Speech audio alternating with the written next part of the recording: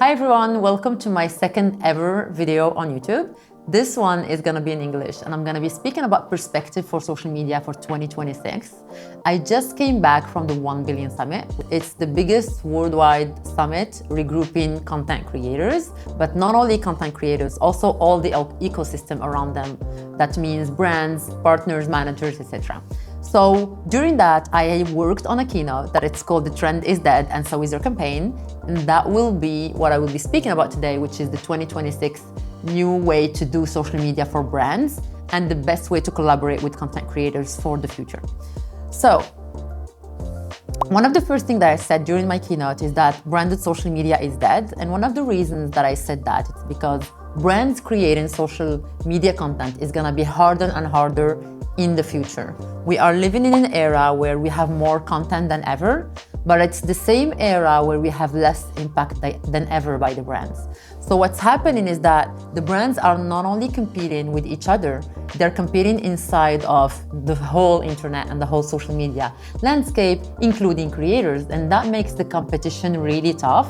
And knowing that brands are usually the first to be rejected, being the ones who want to sell stuff to us, it's natural that content for brands is not going to perform on social media unless you do it really differently, which was all the topic of this keynote and everything that I tried to give as tips and new ways to do things, to keep being relevant and to find your voice as a brand on social media in 2026.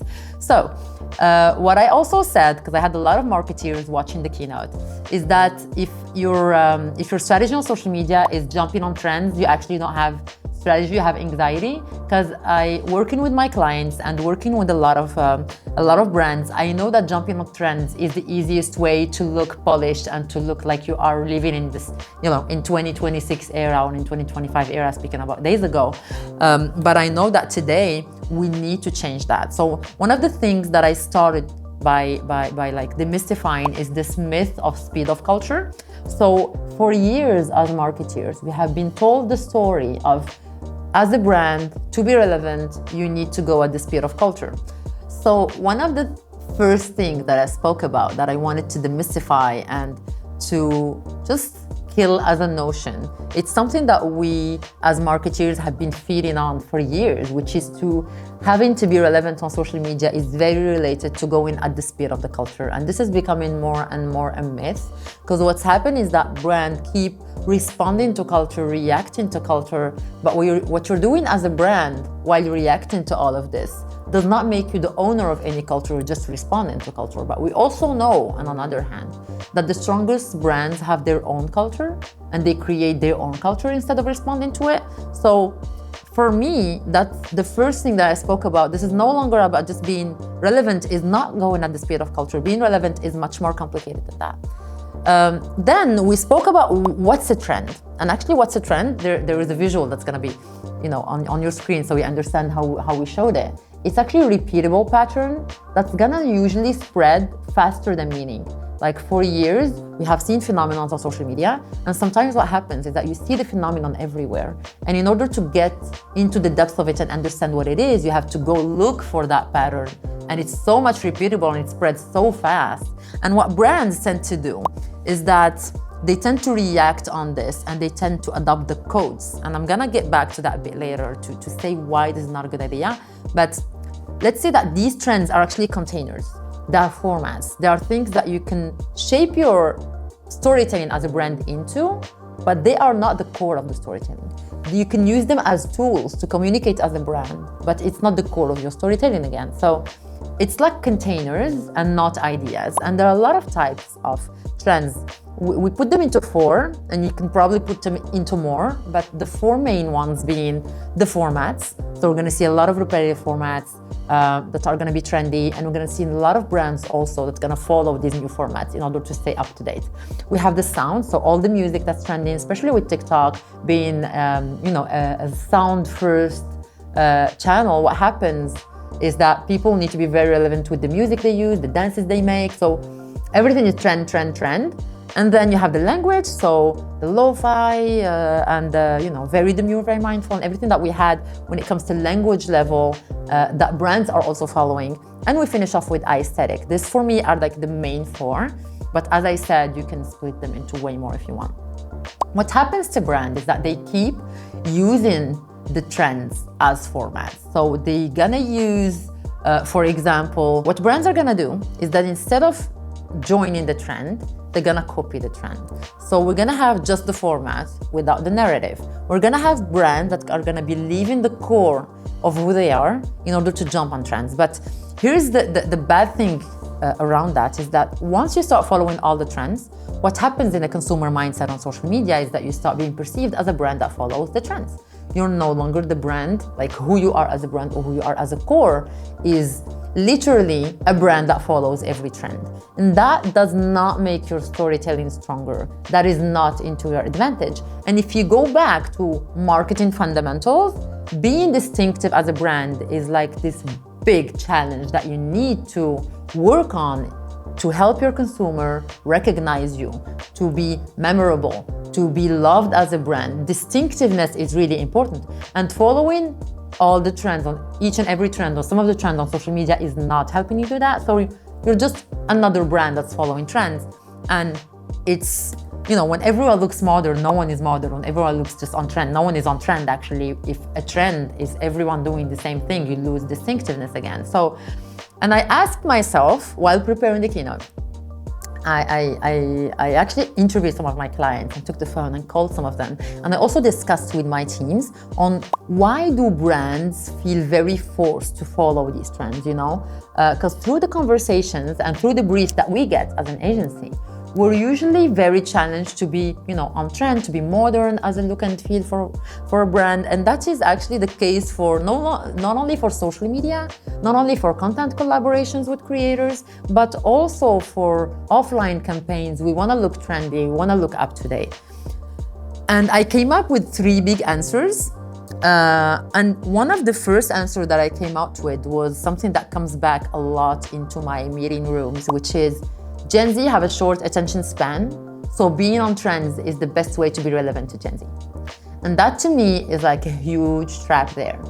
It's actually a way to shortcut everything that you need to do to understand how content works, reducing the content dynamic on social media into a 3-second as an answer, or reducing everything into we need short formats because Gen Z have low attention span is actually not the solution. And I think that the best antidote to that is just considering how it's the same generation consuming hours and hours of live content, hours and hours of other content that is not brand content. So we know more and more that these people are looking for storytelling. And obviously they're gonna avoid the feeling of hard trying by brands. And that's something that's very, I'm not going to say only Gen Z, but that's very behavioral when it comes to coming from social media and being on social media. People on social media are very allergic to this, to this look and feel of a brand that's trying really hard to look good on social media. So they feel like it's not relevant. They feel like it's not authentic. And this is when the radars of these new generations are going to go, on saying, okay, we're rejecting this. This is not us. So this is not a problem of attention span. This is a problem of a high filtering system. Don't forget that we're facing a generation that's been consuming content like since it's the day it was born, like almost. So they have seen content for years and the filtering system is quite high. So it's a bit different from our generation or the previous generations. Second thing is that a trend is a trap into wanting to look modern. So what happens is that as marketeers and as brand managers, what happens to our clients is that wanting to look modern sometimes, or wanting to be on trend, helps you look modern, and it's a way, it's a way to have this, makeup on to look like I am up to date as a brand, but it's easier than looking meaningful. It's easier to go and create a very strong storytelling on content and on social media. Having a trend is sometimes used as a shortcut, and this is why trends are very dangerous. And this third answer to the question, why do brands feel pressure to follow trends, is the fact that people don't know how to create content anymore. And I'm not speaking about content creators. I'm speaking about brands having to express themselves on social media. it's becoming harder and harder. It's becoming more and more confusing because we see a lot of formats, we see a lot of stuff happening on social, we see trends and we see content going viral without understanding why it went viral. So everything is just getting so confusing. We need to be fast, we need to react fast, and the world is going fast. So what happens is that as brands, they end up outsourcing the content because it's easier than understanding what needs to be done. And for me, this is the biggest shift that needs to happen in the upcoming months, worldwide and also specifically in Morocco. You can no longer, as someone who works on a brand, not understand how content works or how social media content works. You can no longer just jump on a trend and hope it's gonna work.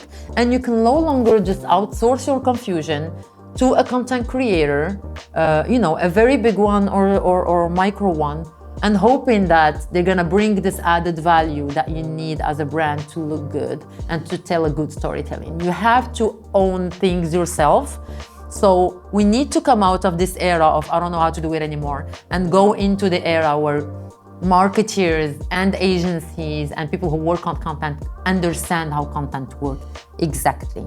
And it's not easy. And this is why I did this keynote about it. So creators inside of all of this became the shortcut, not the strategy. So what a brand is gonna do is gonna work on the offline campaign, the big idea, the films and everything that needs to go into TV, into billboarding, and then work maybe on a shortcut of this film for social media. And when it comes to content, they're gonna collaborate with creators to recreate a version of the film or to tell a storytelling about the brand, and hoping this content is gonna help drive virality on social media. And what I'm suggesting today is if you wanna go into creator first mindset, you can no longer just outsource your confusion. You need to understand how it works. So the question is not, should we work with creators? Yes, obviously you should work with creators, but you need to stop using them to fill the gaps of your campaign and start using them to build your universe as a brand on social media. Which takes me to my next point, which is a bit the core of the keynote. Speaking about the creatification of marketing. The creatification of marketing is this era we're living in where as brands, we're supposed to create content. As brands, we're no longer just expected to have campaigns. We are no longer just supposed to build big campaigns for all the media. We're supposed to shift the mindset into a creator mindset. And that's basically a brand acting like a content creator on social media.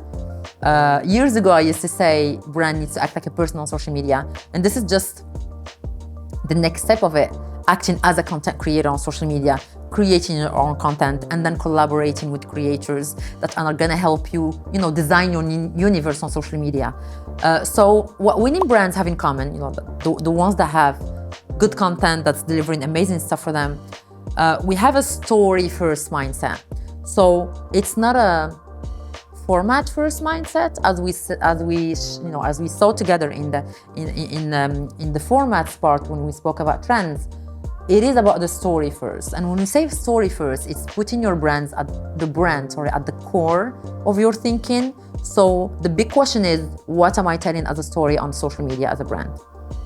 That first, exactly like on a personal branding level, you'll be asking, what's the story I'm telling to my followers on social media? That's gonna be the same thinking for a brand. What story am I telling to my consumers on social media? And that obviously cannot be exactly the same story you are using offline, because the thinking is not the same. You're expected to think differently in social media. Obviously, you have to find a way to make it reflect, for your platform to have a place on social media, but exploiting your platform, in a classical way on social media is not going to work. There is a lot of shaping and forming to do to make it make sense on social media and to turn it into a storytelling rather than, a bunch of bullet points that you need to run through. So social media work differently. I'm going to take the example of Jacquemus. I think Jacquemus. I'm going to stop saying Jacquemus. I know how to say Jacquemus. Actually, the brand is doing an amazing job, and it's obviously driven by storytelling. for the people who followed the brand for years, and I think you can type on YouTube Jacquemus story or social media strategy, and you can have a lot of people speaking about that. The story is obviously first, and they were able to deliver it in time. But what they were specifically able to do is to create this narrative and this, you know, when you think about Jacquemus on social media, we're thinking about the giant bags, the specific universe, the south of France, you know, look and feel. So whatever they do on social, it's delivering exactly the same universe. And whatever they do with creators, you know, once they plug these creators into the universe, they are delivering the same thing. They are building the same thing. And it reflects on what I was saying right before. You stop using creator to fill the gap of your campaign and start using them to create your world on social media. And that's the biggest shift you need to do as a brand. Second thing, the product is actually inside of the entertainment and inside of the storytelling here. And you're gonna see here that it's gonna take us to the next point, which is entertainment and storytelling are very linked. And there is a huge need for entertainment, but I'm gonna come to it later. And basically the third element that a brand is gonna use is to integrate these creators inside of the narrative. So back to entertainment, where it comes from and why it's important. We are living in an era where we have enough, you know, negative stuff happening around. We have, you know, the end of the world is very soon, and I know that. And a lot of my teams around me, we know that we're living in an era where a lot of stuff has already been done. We're living in an era of content. We're living in the era of where a lot of things have been, you know, exploited, overdone. And people are more than ever in the need of entertainment, more than ever in the need of storytelling. So as much as for years, the industry have been drifting away from the storytelling and going into the format to be able, you know, to distribute the content the best way possible. Like years ago, at least 2 or 3 years back, the discussion was all about formats, on how to create one big campaign and how to distribute it best through the content. Today, the story is different. The whole social media and internet is going back to storytelling. And there are a lot of cases that showed how this is having a big proof of performance in the upcoming months. And even on the past months, storytelling is big and it's back.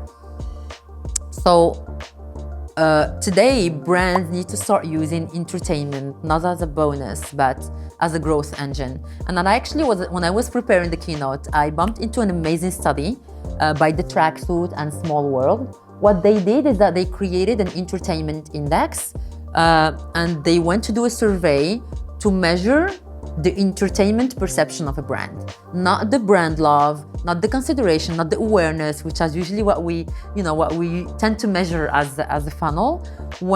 So they measured the entertainment index, and what they did is that they linked it directly to the growth of the brand, and the results are amazing. So as you can see on the screen, we have here 38 brands that are on the entertainment on social media, you know, doing a lot of entertaining content on social. So if you take a look, you're gonna find obviously Disney, Netflix, Roblox, which is already an entertaining place to be, TikTok. But if you look a bit closer, you're gonna see that 97% of the most entertaining brands are growing. And here we have Levi's, we have Crocs, we have the water brand Liquid Death, we have skincare, which is Rhode, and Duolingo, which is a very entertaining brand, obviously, on social media. So entertainment and growth are starting to be very linked on social. And what you need to know is that these brands that's gonna over-index on entertainment are the same brands that usually are going to under-index on the classical brand love. But we are in 2026. It's up to you as a brand to look for the classic love brand on social media, or just to say like, I'm not really caring about the classic love brand on social media. What I want is to be entertaining, because entertainment today is a new door into loving the brand, into brand love. And I'm gonna get back to that a bit later. So the most entertaining brands are not necessarily the most loved in the classical way, but they win on attention, they win on humor, they win on character, on memorability, which are elements that are needed to be able to fight, you know, what we said at the beginning of this discussion, everything around brands not being able to deliver amazing content or being like stuck in the sea of content where nothing is distinctive. So attention, humor, and character are gonna help you be distinctive. So these brands that are winning on attention, humor, and character are brands that are opening to themselves a door to brand love. So what's happening is that brand love did not actually disappear, just that entertainment replaced it, but it did not replace it fully. What's happening is that we are in the entertain or disappear era on social media, obviously. Entertainment is becoming the price of entry.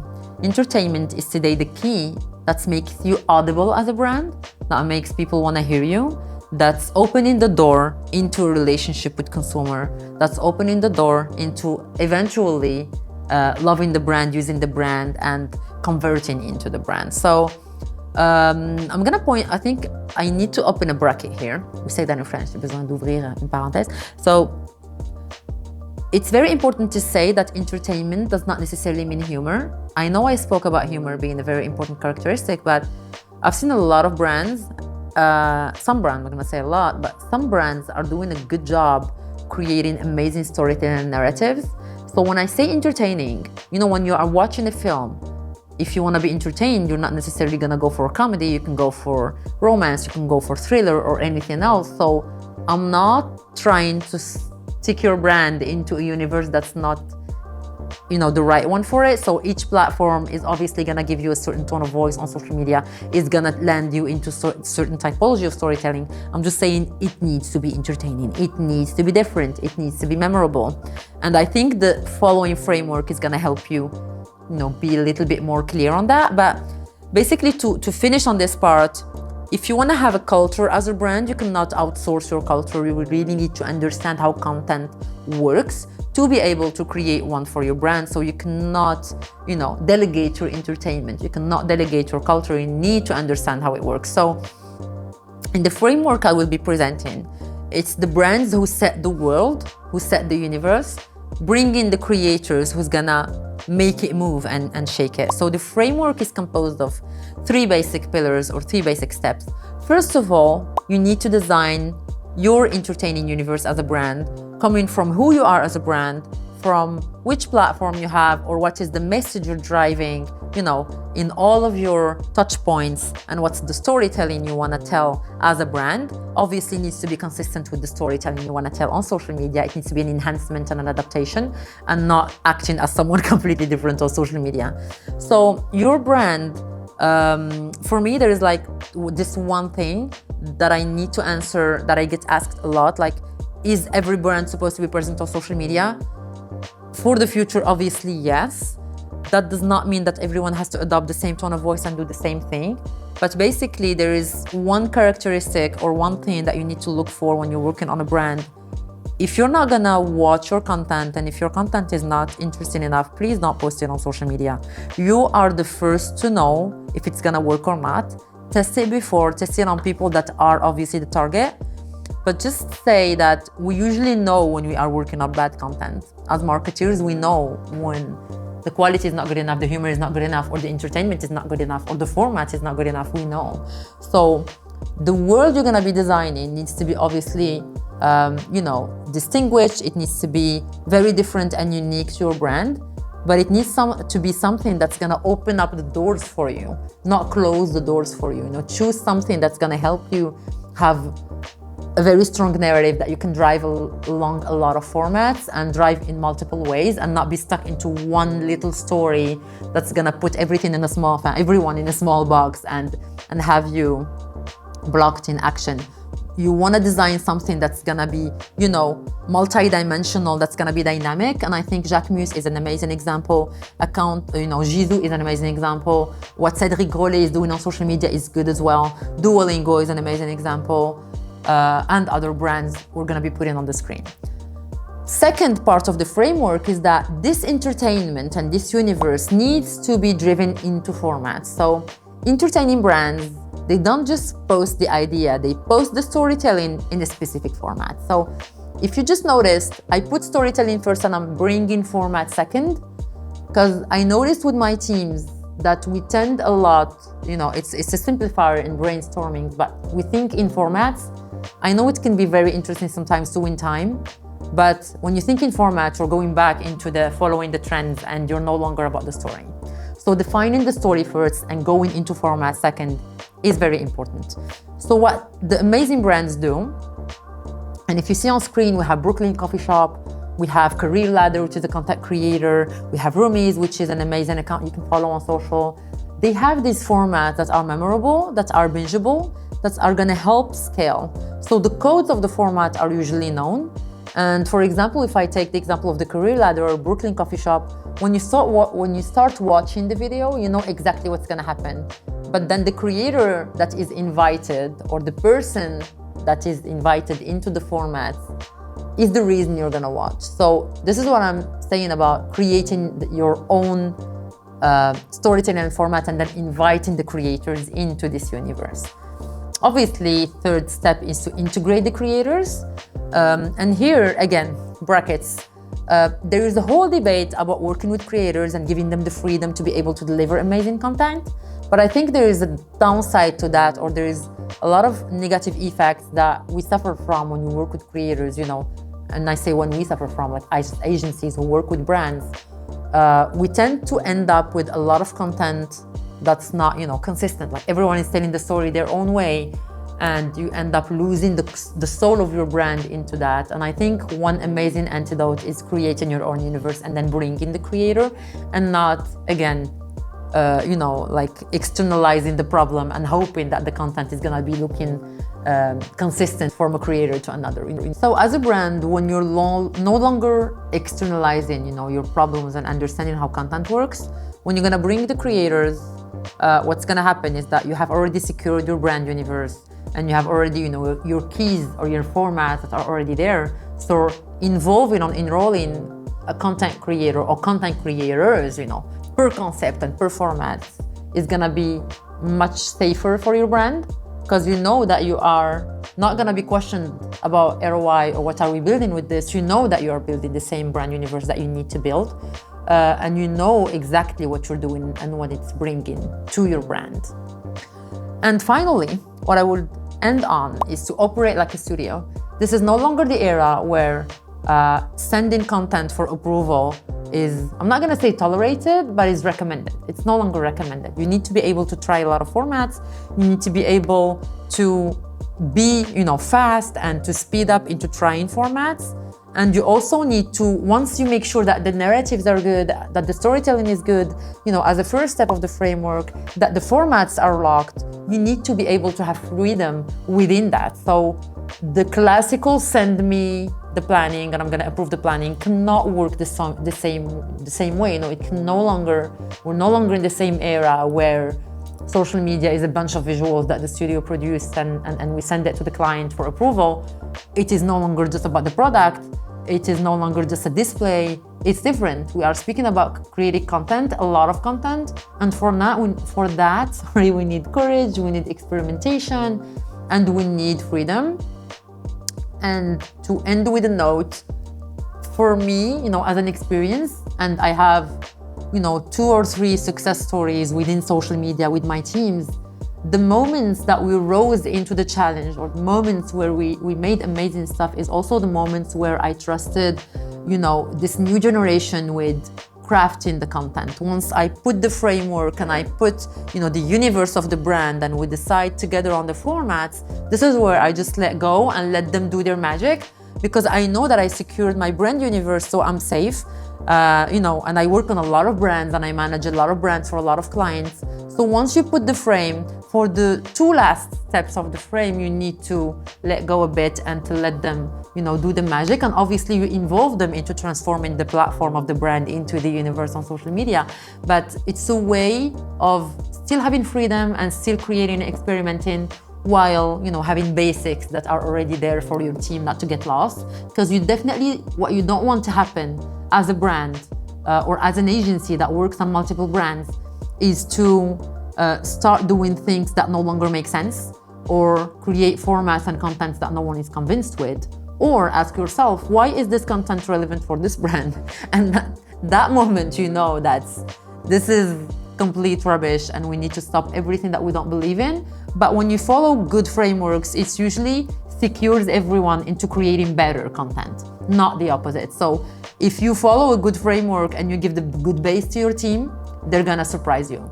If you don't give enough background, if you don't do the job with them into securing the narrative, the storytelling and the formats, you're expecting too much. There is a work that needs to be done, there is work that needs to be done, occasionally, once in 6 months, once in a year, on a brand to secure some elements, and then business as usual. But within business as usual, you need to be able to trust your teams into, duplicating that and making it even more awesome than you guys put at the beginning of the year or at the beginning of the semester. So just a note to close. English is my third language. I'm a native Arab speaker and French speaker, but I'm doing my best to make this international. Again, this is Sarah from Morocco. Thank you for listening to me, and I hope you found it interesting. Please leave a comment. See you soon.